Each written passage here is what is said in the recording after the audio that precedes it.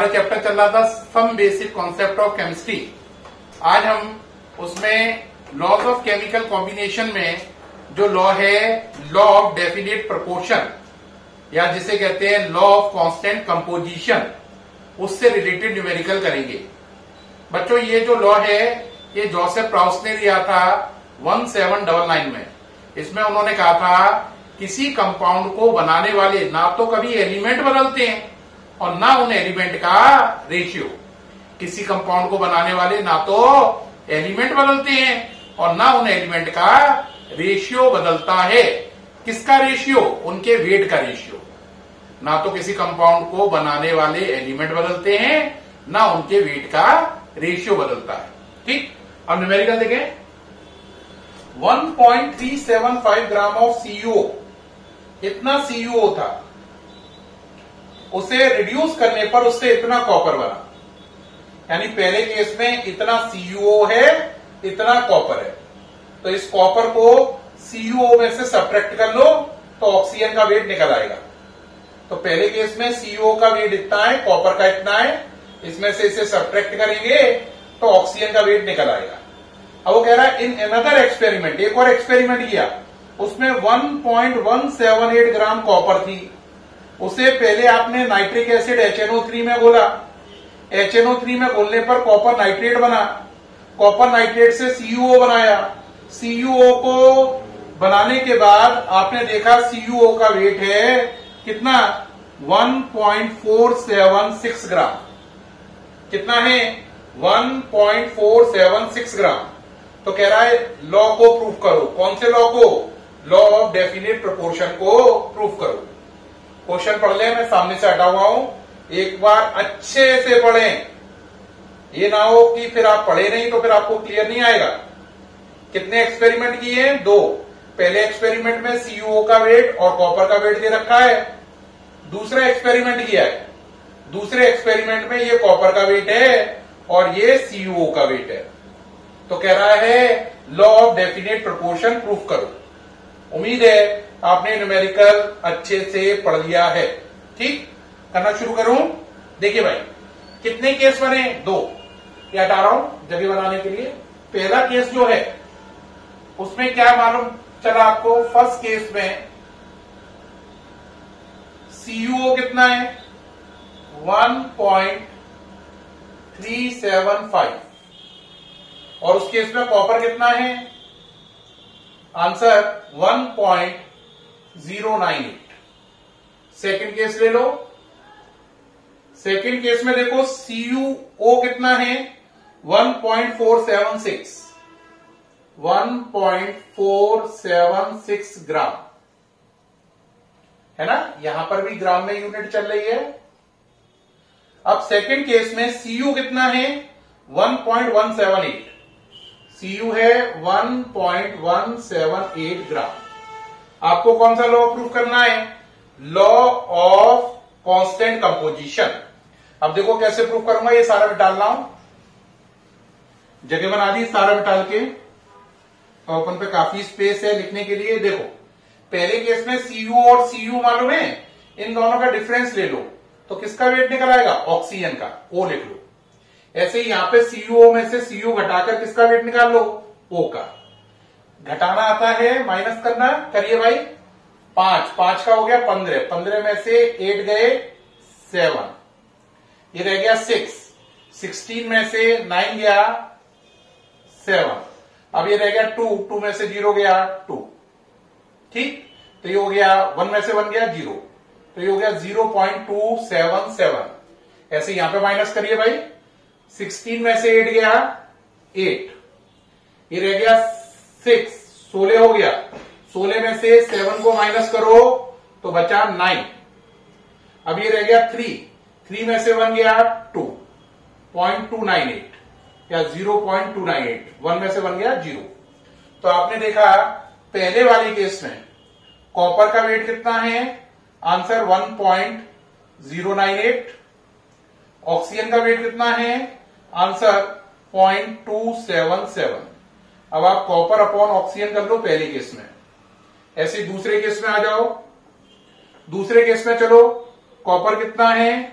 Answer 1.178। Oxygen कितना है 0.298। ठीक, कॉपर अपॉन ऑक्सीजन इसमें भी कर लो। तो पहले केस में हमने Cu अपॉन O किया, दूसरे में भी Cu अपॉन O किया। अगर आप इसको करेंगे तो ये 4 टाइम जा रहा है ना। तो आपका Cu और O का रेशियो कितना आया 4:1। Cu और O का रेशियो आया आपका 4:1 आ गया। ऐसे अब आप इधर आ जाइए, इससे कैंसिल करो, 4 टाइम जा रहा है इससे भी। तो Cu और O का रेशियो आ गया 4/1, या Cu और O का रेशियो है 4:1। तो हमने देखा कि CuO के अंदर 2 एलिमेंट है हमेशा, कॉपर और ऑक्सीजन। और कॉपर और ऑक्सीजन का रेशियो क्या पहला केस हो या दूसरा केस हो, दोनों में कॉपर और ऑक्सीजन का रेशियो 4:1 है, चाहे केस नंबर 1 है या 2 है। तो हमने देखा कि किसी कंपाउंड को बनाने वाले ना तो एलिमेंट बदले, हर बार Cu और O से ही बना, और ना ही उनका रेशियो बदला वेट का। यहां पर Cu और O के वेट का रेशियो 4:1 है, और यहां पर भी Cu और O के वेट का रेशियो 4:1 है। तो ना तो CuO को बनाने वाले एलिमेंट बदले, ना उनका रेशियो बदला। हर बार CuO को बनाने के लिए कॉपर और ऑक्सीजन ही चाहिए, और हर बार उनके वेट का रेशियो 4:1 आ रहा है। किसका ratio, copper versus oxygen, copper upon oxygen का रेशियो कितना आ रहा है 4:1। ठीक, तो इससे लॉ वेरीफाई हो गया। आप नोट कर लेंगे सारा, उम्मीद है सारा नोट कर लिया होगा आपने। ओके करें। अब नेक्स्ट न्यूमेरिकल देखें। इस पर नेक्स्ट न्यूमेरिकल है, इस पर क्वेश्चन है। देखिए भाई, एक और न्यूमेरिकल करते हैं इस पर, जिससे और क्लियर हो। अगला क्वेश्चन है, consider the following data. Consider the following data. वो कह रहा है ये डेटा कंसीडर करो। क्या डेटा है भाई, अब देखते हैं। Consider the following data. पहला डेटा है 0.32 gram of sulphur on burning. 0.32 gram of sulphur on burning produce 224 ml of SO2 gas at NTP। दूसरा डेटा क्या दे रहा है, दूसरे डेटा में कह रहा है a metal sulfite react with mineral acid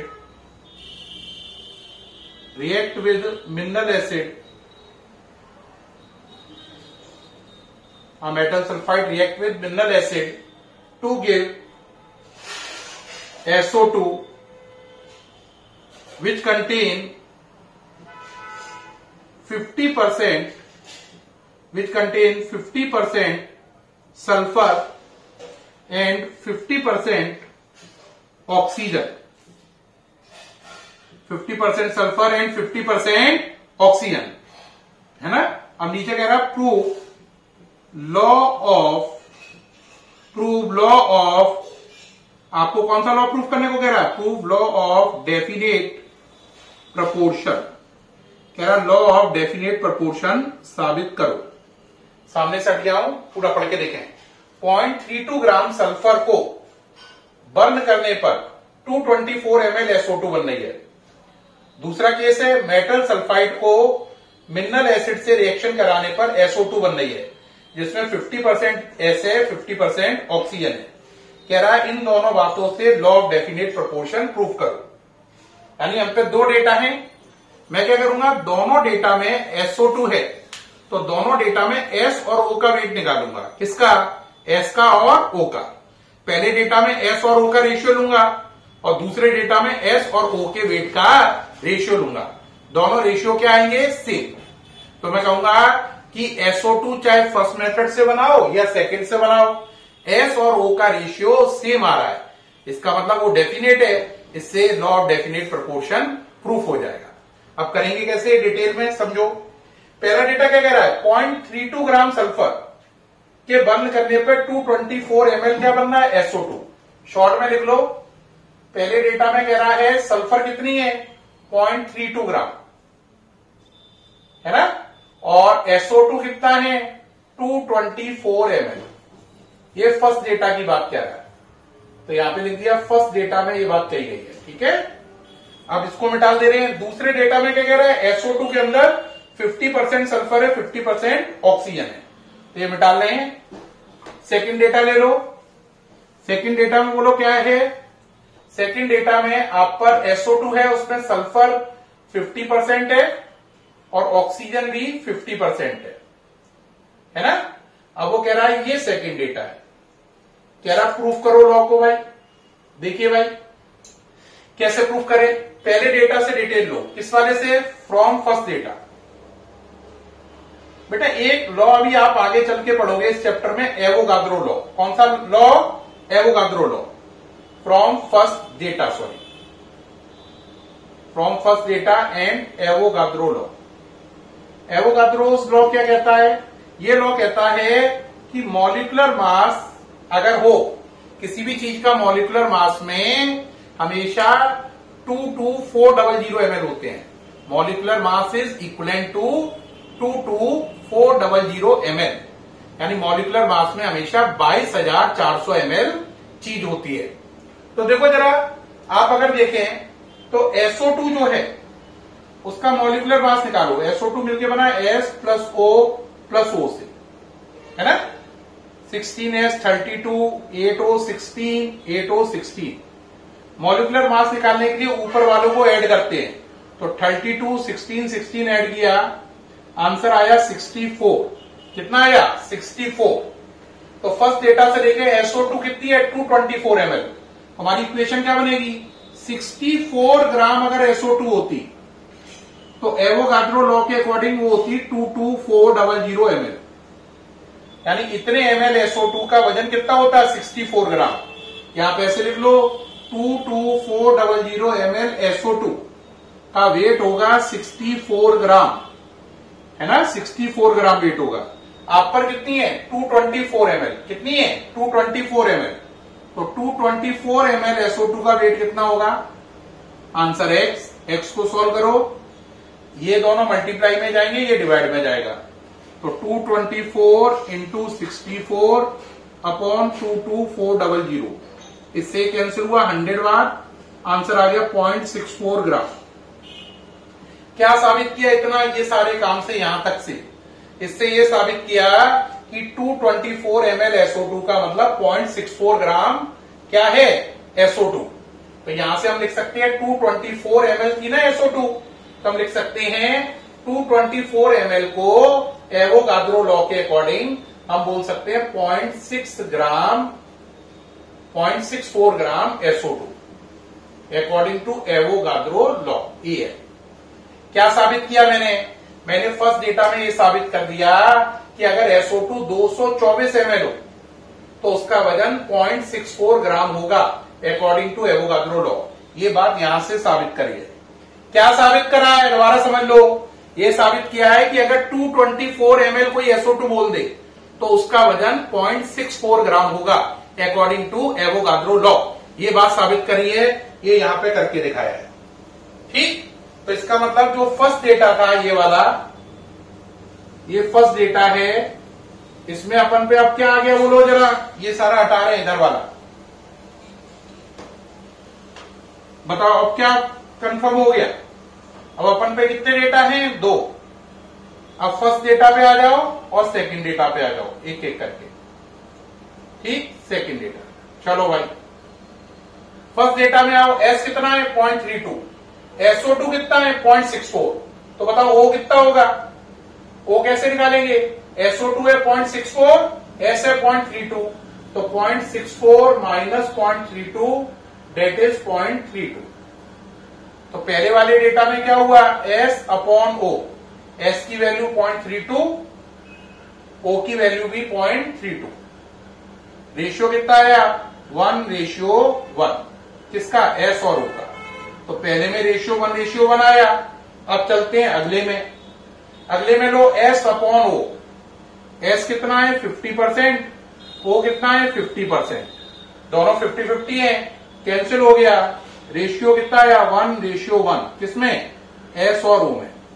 तो हमने देखा एस और ओ का रेशियो पहले डेटा में भी 1:1 है, दूसरे में भी 1:1 है।